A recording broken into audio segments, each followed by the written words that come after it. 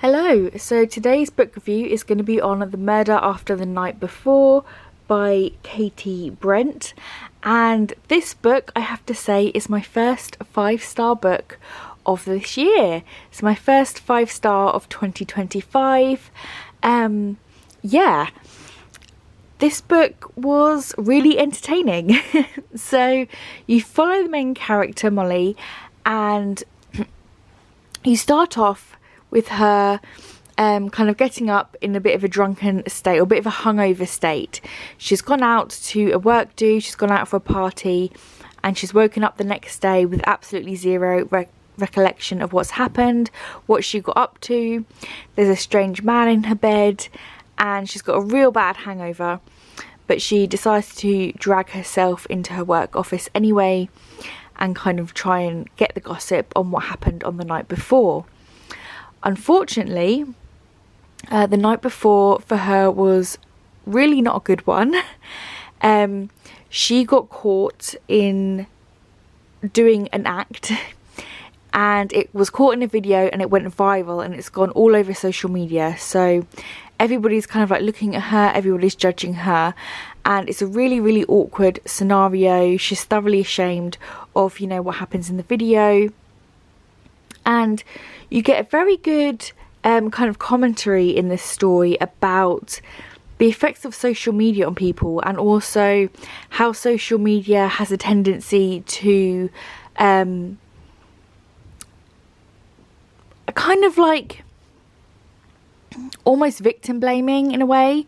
It's a very good commentary on sexism in journalism, and how things can sometimes be one-sided when it's not all down to one person, and how people can be very quickly judged without people actually knowing the backstory. You just see these viral videos online and you instantly judge that person, and that person ends up getting a ton of hate and a ton of abuse, when really it was a scenario where you don't know what's happened in the background. You don't know what is led up to that video, kind of a thing. So yeah, she's been judged very harshly. She ends up going home. She works in a publishing company as well, which makes things even worse because she has somewhat of a public presence or social media presence. She works for a young teen magazine, so this really doesn't look good on her. So she ends up taking some time off, as you would, and she's really struggling with the consequences and the fallout of this video. Like I said, she gets a lot of hate from online. She's kind of getting insulted from all sides, really, and she feels very much alone. So she goes back to her flat and she's taking some time off, only to discover that her roommate has passed away. And we then go on this whole kind of whirlwind goose chase of her trying to find out what's happened to her friend. How did this happen?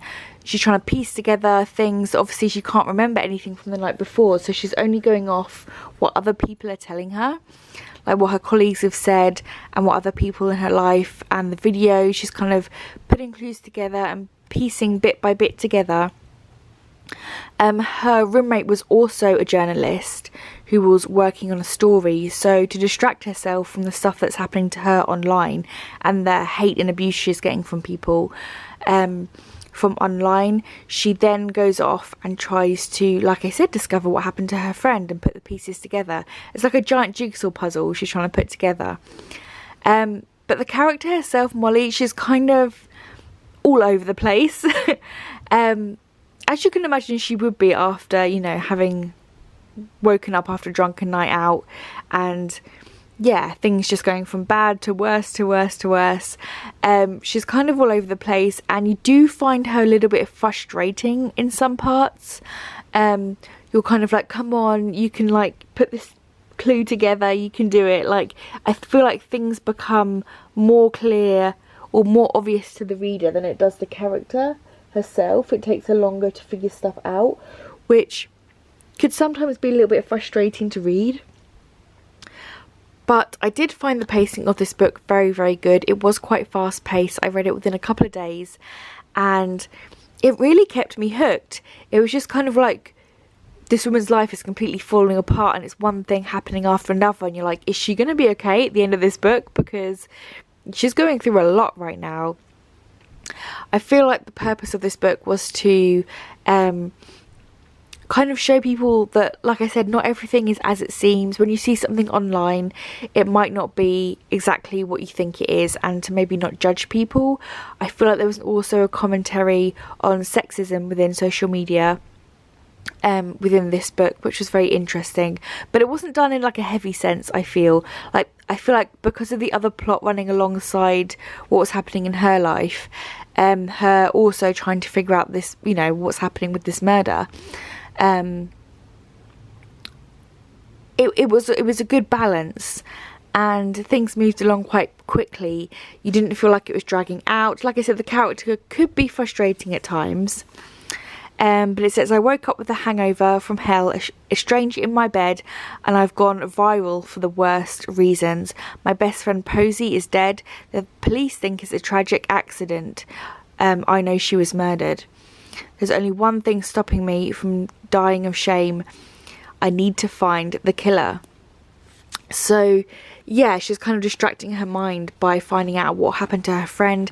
And of course, because she's being judged online so heavily, people aren't really taking her all that seriously, even though, you know, what happened to her friend was very serious, and she really is trying everything she can to uncover the truth. It's, yeah, just very interesting to see how people judge you on certain things. Yeah, it was very twisty-turny, very fast-paced. I just really enjoyed it. I think I was just really in the mood for a good thriller. I would describe this as a thriller. Yeah, she's very much an interesting character, and you're really rooting for her all throughout the book, even though she makes some stupid decisions and she makes some really, you know, silly judgment calls. I still felt like I was rooting for her all throughout the story, and I wanted it to end up good for her, and I wanted her to be okay. So yeah, it ended up being a first 5-star read for me.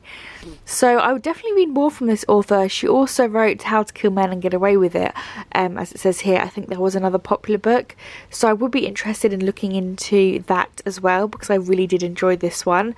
It was just, yeah, it was like an interesting, entertaining read, which does have some serious tones in it, but I feel like,